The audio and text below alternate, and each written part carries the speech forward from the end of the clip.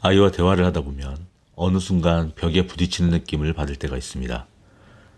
아무리 좋은 말을 해도 아이는 고개를 숙이거나 짜증을 내거나 아예 방으로 들어가 문을 닫아버리죠. 내가 뭘 잘못했나 싶어 돌아보면 정작 아이를 혼내려는 것도 아니고 그냥 잘 되길 바라는 마음에서 한 이야기였을 뿐인데요.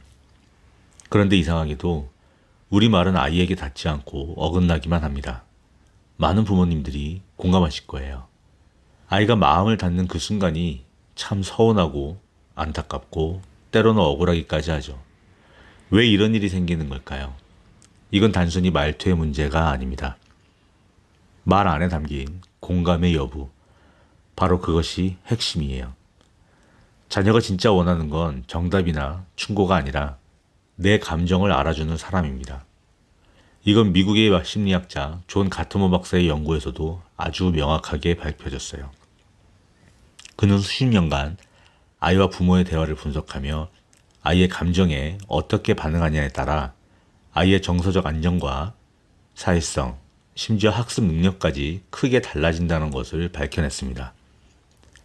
그가 제시한 감정 코치 5단계는 부모라면 반드시 알아야 할 소중한 지혜예요. 시간이 되신다면 꼭 책을 읽어보는 것도 추천드립니다. 저도 아이가 어릴 때 읽고 자녀 교육에 많이 적용을 했는데 굉장히 효과가 좋다고 생각합니다. 존 가트만 박사는 감정 코치의 방법을 5단계로 제안합니다. 첫 번째, 아이의 감정을 인식하고 그 감정을 문제로 보지 않는 겁니다. 두 번째, 감정이 나타났을 때 그것을 아이와 연결될 수 있는 기회로 여기는 것이죠. 세 번째, 아이의 감정을 들어주고 공감하며 이해해 주는 것입니다. 네 번째, 감정에 이름을 붙여주는 것도 좋죠. 그리고 다섯 번째, 아이가 감정을 다룰 수 있도록 함께 해결책을 찾는 것입니다. 그런데 이 이론을 현실에서 잘 적용을 하면 말하는 습관을 바꾸는 것이 정말 중요해요. 그리고 그걸 가장 효과적으로 도와주는 방법이 바로 필사입니다. 예를 들어 볼게요. 아이가 오늘 학교에서 너무 짜증났어 라고 말을 했을 때 우리는 보통 이렇게 말하곤 하죠. 그럴 수도 있지. 네가 좀 더 잘 참았어야지. 그런 걸로 짜증내면 어떡해. 그래서 뭘 어떻게 했는데?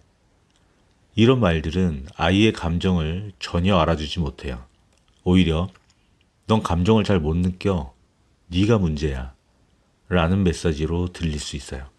그럼 아이는 점점 감정을 말하지 않게 됩니다. 부모와의 관계도 멀어지죠. 그렇다면 어떻게 말해야 좋을까요? 그랬구나. 오늘 정말 속상했겠다. 그런 일이 있었구나. 얼마나 답답했을까? 그 상황에서 짜증날 수도 있었겠다. 어떤 일이 있었는지 말해줄래? 이렇게 말하면 아이는 내 감정을 부모가 알아주는구나 하고 느낍니다. 그리고 그때부터 아이들은 마음을 열고 더 많은 이야기를 하게 돼요. 이게 바로 공감의 힘이고 감정 코치의 출발점이에요. 그런데 이걸 매일매일 실천하기가 생각보다 쉽지 않습니다. 나도 바쁘고 감정적으로 여유가 없을 때는 좋은 말이 생각나지도 않죠. 그래서 필요한 게 훈련이에요. 감정을 알아주는 말, 공감하는 문장을 내 입에 익히는 것, 그걸 가장 효과적으로 도와주는 게 바로 필사입니다. 제가 추천하는 방법은요, 공감 대화가 잘 드러난 책에 문장을 필사하는 거예요. 예를 들면, 엄마의 말하기 연습, 아이의 마음을 읽는 부모의 언어, 그리고 감정 조절 수업, 이런 책들이 있어요. 이런 책들 안에는 실제 상황 속 부모와 아이의 대화가 예시로 아주 풍부하게 들어있어요. 그냥 읽는 것도 좋지만 손으로 따라 써보면 완전히 달라집니다. 뇌과학 연구에 따르면 손으로 쓰는 행위는 단순히 정보를 입력하는 건 그 이상입니다. 기억, 감정, 사고의 연결을 깊게 만들어주는 작용을 해요. 특히 뇌의 전두엽과 해마가 자극되면서 공감 능력, 감정 조절, 집중력이 높아진다고 알려져 있죠. 필사라고 해서 부담을 갖거나 거창하게 생각할 건 없습니다. 손에 익은 펜과 하얀 종이만 있으면 되죠. 저는 필사를 시작할 때 이 세 가지만 신경 쓰면 어렵지 않다고 생각을 해요. 첫째, 지금 당장 시작하는 겁니다. 펜과 종이가 없는 환경은 없을 겁니다. 필사를 위해서 펜을 구매하거나 노트를 고르는 동안 우리의 의지는 저 멀리 사라집니다. 무조건 지금 당장 시작해야 합니다. 당장 시작할 수 있도록 고정 댓글에 좋은 문구를 남겨놓을게요. 영상이 끝나면 바로 적어보는 겁니다. 둘째, 단 5분, 단 한 문장이라도 매일 쓰는 겁니다. 너무 길게 쓰거나 오래 쓰려 한다면 오히려 스트레스가 될 겁니다. 주말에 좋은 문장을 3개에서 4개 정도 골라두고 월요일부터 금요일까지 매일 조금씩 써보는 것을 추천합니다. 셋째, 실천하지 않는다면 아무 의미가 없습니다. 필사에 익혔던 대화의 방법을 반드시 아이와의 대화에 적용해야 합니다. 아이의 감정을 공감해주고 아이의 이야기를 들어보는 것, 그리고 교육이나 부모의 생각은 아주 짧게만 전달하는 거죠. 심리학자들의 연구에 따르면 감정에 대한 글쓰기는 스트레스를 줄이고 면역력을 높이며 뇌의 자기조절 기능까지 강화하는 것으로 나타났습니다. 그리고 이때 손으로 쓰는 것이 핵심입니다.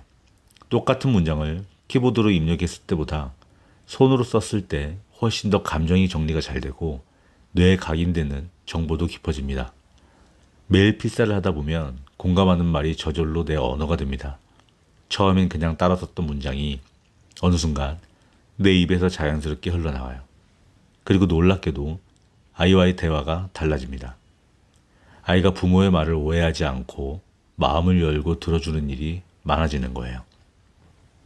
예전에는 그럴 수도 있지, 왜 그렇게 예민하게 굴어? 라고 했던 내가 그런 상황이면 나라도 속상했을 것 같아 라고 말할 수 있게 되는 겁니다.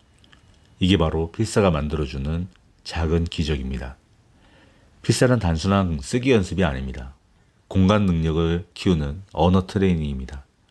내 아이를 더 잘 이해하고 아이가 나를 더 믿을 수 있게 만드는 연결의 도구입니다. 필사는 나를 좋은 부모로 만들어주는 길이에요. 책 속의 좋은 말을 매일 내 손으로 쓰는 것만으로도 나는 이미 변화하고 있습니다. 혹시 지금 아이와의 대화가 힘들다고 느끼셨나요? 내 말이 아이에게 닿지 않아 답답한 적이 있으셨나요? 그렇다면 오늘부터 필사를 시작해보세요.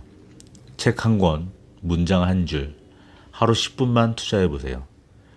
필사는 당신의 언어를 바꾸고 아이의 마음을 열며 부모와 자녀의 관계를 따뜻하게 바꿔줄 것입니다. 그리고 그 변화는 아주 조용히 그러나 확실하게 시작될 겁니다. 매일 필사를 하면 달라지는 또 다른 3가지의 기적에 대해서는 앞에 보이는 영상에서 이어서 설명드리겠습니다.